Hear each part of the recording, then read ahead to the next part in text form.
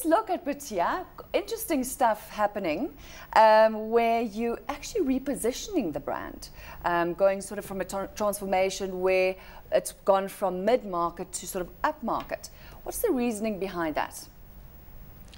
Well, what has happened is that we have essentially three brands in the company. We have the core brand Protea Hotels. Probably the best known one for you in Johannesburg is a place like the Wanderers or Protea Hotel Balalaika, and that's our core brand. They're generally speaking about 4-star hotels. Then we've got another one which is Protea Hotel Fire and Ice. There's one at Melrose Arch and one in the centre of Cape Town, much more funky, much more hip. And then we've got our African Pride brand, which is our 5-star brand.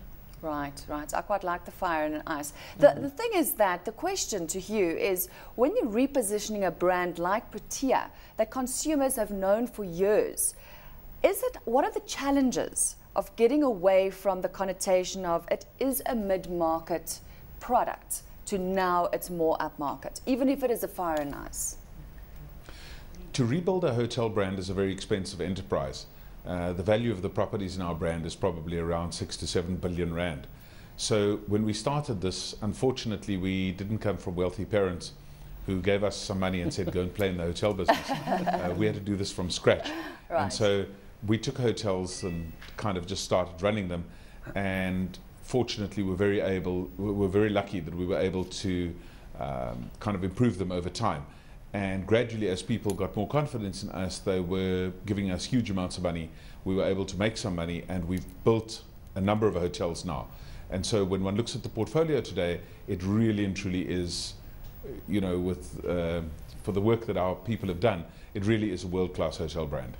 Lindiwe, what does this mean for you if you're going out there promoting Johannesburg as a city, and then you've got hotel chains like Protea, you know, increasing and just moving from strength to strength in terms of brand? It gives us a competitive and a comparative edge, you know, because again, we need to be able to offer a diverse range of product offering, you know, to different markets. And we want from your 3-star to 4-star to 5-star. So, and I think Joburg has actually managed to do that very successfully, thanks to our product owners, to our investors, because really we have a commendable product to put out there. So, thanks to Protea Group. So it's a pleasure, Lindiwe. It's quite interesting because everyone here sort of works hand in hand. Absolutely. John, your thoughts on a repositioning of Protea?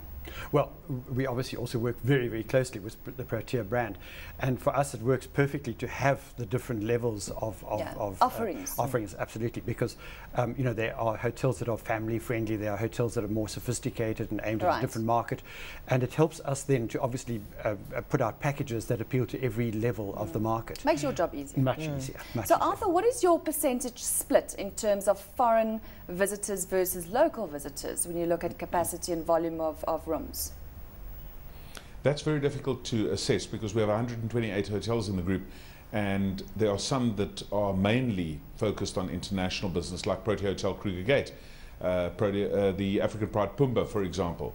These are game reserves, and they mainly deal in the international market. And then there are some hotels that I don't think have ever seen an international guest and are extremely unlikely to do so. So it really does differ one to the other. But essentially, the main business of our hotels is the business of business. And I think that what Lindiwe says is absolutely correct, because there's only one standard, and that is a world-class standard. We cannot, as South Africans, hide behind the fact that, you know, we're catering for local people, so let's give them some kind of rubbish. They are entitled to the absolute best that we can do, you know, the equivalent of the best in the world. If you want to be seen as a first-class world country, then you know, we need to act that way, isn't it? Absolutely. But now, John, let's look at what are the main attractions from a business perspective to a destination, from a business perspective and from a leisure perspective. Just give us the key points. What do you think, you know, if someone wants to travel, what are they actually looking for? Well, obviously the business perspective is quite different, and it's more focused. The businessman knows exactly where he wants to be, or he has to be. Yes, it has to be, and to minimize traveling times and so on. So I think the businessman's needs are high, in that they need things like Wi-Fi, they need a room service, etc. Maybe even 24-hour room service to be close to where their meetings are.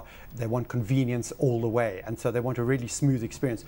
The leisure traveller is quite different. Obviously looking for more, not so much city centre hotels, obviously hotels close to the fun and restaurants, entertainment, possibly near to beaches or golf courses and so on. So it's quite a distinct difference from the two. But obviously there are occasions when the two meet as well, and the same hotel is being used by both parties. Right. But obviously, you know, the leisure thing is they're looking for the entertainment side of things. Let's turn our attention to something that's been on our screens 24/7. I'm talking about natural disasters, Lindiwe, and the actual impact that has to tourism. I mean, as we know, you know, tourism is dependent on the percentage of contribution towards GDP. Absolutely. So let's look at Japan, case in point. You know, what do you think it actually means for them as a destination and for them as tourism? It's a great deal. I mean, before even I touch on the Japan, just the issue that happened in Egypt. You know, Egypt is a leisure tourism destination, but obviously people were now a bit of, people who are risk averse, you know, they were like, they're not sure whether they still need to go. And obviously from an Egypt repositioning point of view, they still need to now spend so much money in trying to convince people to say, now we are safe for anyone to come and visit. Obviously natural disasters, there are external factors that are beyond our control, but they impact heavily on travel. I mean, we've had the ashes last year, you know, we had the planes being grounded in Europe because of the snow and everything. And now what happened in Japan, it really impacts on travel, because sitting here, when I know that I've got a congress happening in Japan, I will be thinking twice, should I be going? Would I be able to come back? And obviously that conference is cancelled. And the impact thereof from that association that is putting together that congress. So natural disasters do play a very significant role in terms of the effect of traveling, but also we are living in the ICT landscape. Other people have evolved with the ICT and they'll want to use satellite conferences and everything as a way of mitigating. John, can you recover? I mean, has Bali ever recovered after the bombings in Kuta? Oh, yes. What has happened is, of course, we live in a world that's pretty fast-paced, and also people's memories are shorter and shorter. And so these things pass quite quickly, and Lindiwe makes a very good example. I mean, what happened in Egypt is the pinprick compared to what's happened in Japan. And the Japanese thing is going to be a whole different story. But certainly countries like Egypt are already recovering, and in fact tourists are moving back in, and I would think it's the best time to travel to a country. But does it mean that you're paying cheaper prices then? Well, generally the airlines and the if you look at Phuket and Bangkok, I mean, you know, Thailand now, it's become very popular. It's low cost. People can afford to go. Absolutely, and Phuket is a very good case in point, because in fact, you know, we had the riots there, and while very few tourists were actually hurt, and I don't think any of them were actually targeted, but some were hurt, but that market is right back where it was.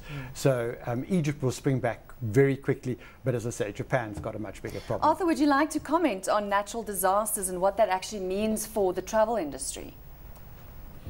Very clearly, it's a massive problem for us, but at the same time, you know, it's a sad reality that whilst Egypt and many of the other states in the Middle East might be experiencing a degree of turmoil and unrest, etc., it's actually can be quite good for South Africa, because we've had our share of unrest and our share of problems here, but people still want to travel. If you happen to live in, let's say, Western Europe, it is freezing cold, you want to get out, you want to thaw out, you want to be in the sun. What better place to go to than South Africa?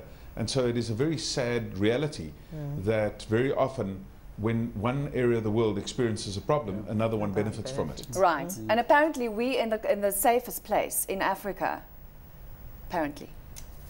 Well, I wouldn't go so far as to say that. But I think am I putting myself on the line? Jack, you probably watched 20.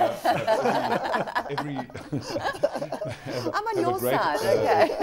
Yeah, they really and truly can experience the kind of amazing stuff that went on during the World Cup.